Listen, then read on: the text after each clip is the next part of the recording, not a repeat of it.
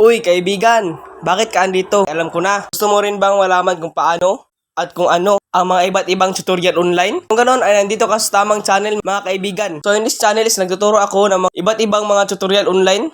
Hello kaibigan. Ayan. So, welcome back to my YouTube channel and welcome back kaibigan. So may nagtanong kasi sa akin kung paano daw ba mag-change name sa ating mga Facebook account. Ayan. So nakakalito kasi. Kaya yun, tuturo ko sa inyo step by step yung process dito kung paano mag-change name dito sa ating mga Facebook account. So napakadali lang. In this video, tuturuan ko kayo kung paano yun gawin. At kung wala kayong Facebook o gusto niyo gumawa ng Facebook na updated 2021, so pwede niyo rin to panoorin yung video na to. At kung gusto na itong ganito mga tutorial, I don't forget to like and subscribe para malaman ko rin kung sino yung mga natulungan ko dito sa video tutorial natin ngayon for today. Ayan. So ito na, kaibigan. And don't skip this video till the end para malaman mo yung mga step by step process na gagawin natin dito. Dito na, simulan ko yung tutorial. Ayan, so hello kaibigan. Gusto mo bang malaman kung paano mag-change ng name sa ating mga Facebook accounts? Ayan. So marami dito hindi gusto ng change name nila or hindi gusto ng name nila sa Facebook. So in this video, tuturuan ko kayo kung paano yan gawin. So napakasimple lang. At ito na, ituturo ko po sa inyo kung paano po. So first, punta muna tayo sa ating mga Facebook account. Ayan, ating mga Facebook account. So dito po, napakasimple lang po ang gagawin natin dito. Ayan. So dito, dahil napanood mo to ay don't forget to like and subscribe. Ayan. So dito po, pumunta tayo dito sa ating 3-dot line. Ayan, sa ating 3-dot line. Punta tayo dyan. Dito po, scroll down na po natin. So dito po kasi kay Facebook is nag-update na po siya. So 2024 update na po ito. So napakabago na po nitong update na to. So nung nakaraan na mga ilang vlogs na ilang years, so hindi na yun updated. So ito yung bagong updated ni Facebook. Dahil ito yung bagong settings niya. So iba na kasi yung settings ni Facebook ngayon. Ipinagsama na po niya ang settings and privacy dito. So noon is settings lang talaga to. Ayan, so dito tap natin tong settings and privacy. And dito po, ayan, so dito medyo nakalilito talaga dito lalo kapag first timer ka pa. So need mo talaga manood ng mga tutorial video like this para malaman nyo yung mga step na gagawin natin dito sa pag-change name ng Facebook kasi nakakalito talaga. Kahit ako nung una nalito rin ako. Ayan, so dito po, is muna tayo sa ating mga settings. Ayan yung settings. Ayan, sa ating settings and privacy. Ayan, so noon kasi is dito kasi yan nakalagay sa ating profile details yung paano mag-change ng ating Facebook name. So ngayon is medyo parang alam mo na yung binago na kasi ni Facebook yung ano natin nung Facebook names names na kung paano mag-change name. So dito medyo mahaba-haba to kaya don't skip this video until the end. Ayan. So dito po pumunta lang tayo dito sa ating mga metadata. Ayan. So ito yung ating metadata. Ayan. Yang apat na yan. Yan yung ating metadata. So, yun, hiniwalay ni Facebook yung metadata para mas mapadali yung pag-optimize natin sa ating mga Facebook. So, for example, yung personal details, yan, yung edad, yung paano baguhin yung password, ganyan. So, dito yung nakikita yung password, yung ad reference, at saka yung pinaka-importante is yung verification, yung may nakalagay na verified Facebook, yung may nakalagay na blue check sa ating mga name or profile. Ayan.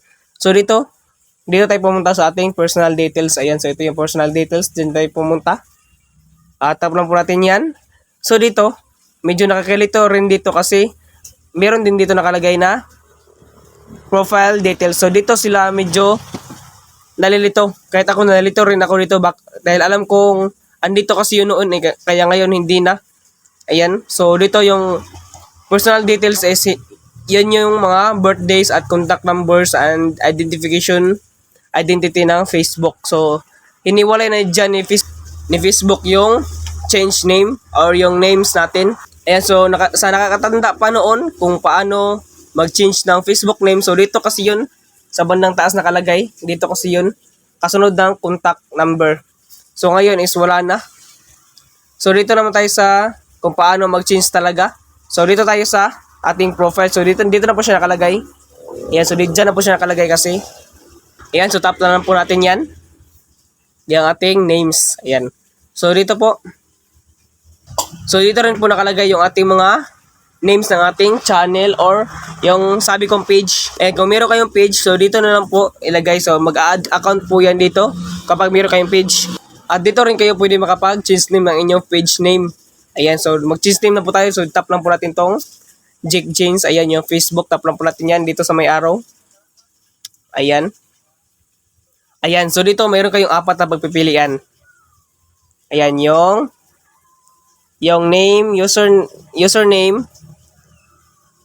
profile picture, and avatar. So dahil mag-change name lang po tayo kasi dito lang po tayo sa ating names. Ayan, tap lang po natin yung names. O diba? So maganda kasi napaghiwalay na po ni Facebook lahat ng names, usernames, at saka yung avatar. So lahat ng tungkol sa Facebook or anong profile natin or names natin, so doon na po naka-list lahat. So parang group na po ni Facebook lahat yung mga, parang pinackage na po niya lahat. So yun nakaganda, pero ang disadvantage lang noon kapag hindi mo alam is medyo mahirap talaga siya hanapin. So dito meron tayong mag-change name na po tayo dito ng first name. Dito na yung first name, middle name. Kung yung middle name is optional lang po yan. So nasa inyo kung lalagyan nyo o hindi. Yung last name, yung inyo pong apelyido. Ayan, so dito mayroong manage other names. So wag na yan. So dyan po tayo mag-manage ng mga page names natin. Ayan, so change name na po tayo. So for example, lagyan ko ng Jimsky. Ayan. So yan lang. So dito review change na lang po natin yan. Tap lang po natin yung review change. Ayan. So dito meron tayong dalawang papipilian. So ito pong isang to is recommended po to galing kay Facebook. At ito naman po yung change name po talaga natin mismo. So dito kung saan po yan, so pili lang po kayo dyan sa dalawa. At pagkatapos po, save changes na po lang po natin yan. Ayan po. So dito po, nakalagay na change ko na po siya. So James Jeans na po siya. Ayan. James Kid Jeans na po siya. O diba? So ganun lang kadali mag-change name. So take note po, hindi ko po nakalimutan ko pong sabihin sa inyo kanina na after 60 days na po pala yung validation ni Facebook dito. So after 60 days ay hindi tayo pwede makapag-change name after 60 days. So yun, medyo matagal-tagal. So noon kasi is almost 15 days lang is pwede na tayo makapag-change name. So dito is hindi tayo makapag-change name after 60 days. So hinaba-habaan na kasi ni Facebook. Ayan. So ayan kaibigan. So back lang po tayo. So dito po, ayan, naka-Jimsky na po ako. So yun, na-change name kaibigan. Kaya ganun nakadali. Kaya sundin nyo na lang step by step process na gagawin ko po. Ayan. Ayan, so ganun lang kaibigan. O diba, napakasimple lang. Kung meron ka natutunan ngayon sa aking video at kung nakatulong tong video na to sa inyo, I don't forget to like and subscribe para malaman ko rin kung sino yung mga natulungan ko dito sa video natin ngayon. Ayan, so thank you po talaga sa panonood. And ito na, subukan nyo na po mag-change name sa inyong mga account. So, updated 2024 to 2025 po ito. Kaya huwag kayong mag-alala.